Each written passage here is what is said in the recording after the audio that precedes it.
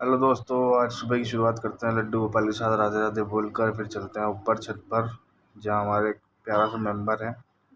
यह ऑस्ट्रेलियाई बजीज। ये मेरा छोटा सा प्यारा सा फिश टैंक। इसमें अलग अलग तरह की फिश हैं। नीचे आने पर दिखता है इनका dance, drama, action. Pushpa Pushpraj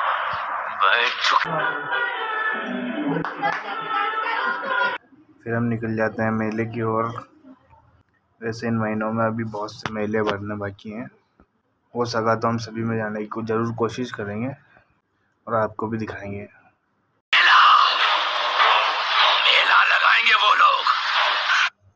क्या करता बॉस, आना ही पड़ा। पब्लिक की डिमांड थी, कहानी खत्म होने को आई और अभी तक एक्शन शुरू ही नहीं हुआ। अब मैं आ गया हूं ना, अब देख तमाशा, दिखाता हूं तेरे को बीफ बादशाह।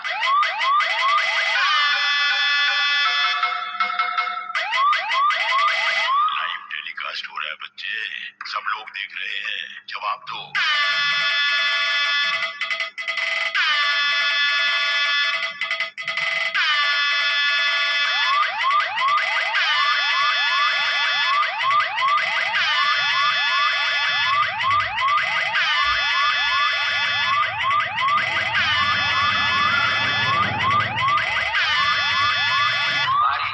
जमींदार हर सुबह हमें सलाम करने हमारी हवेली पर आते रहते।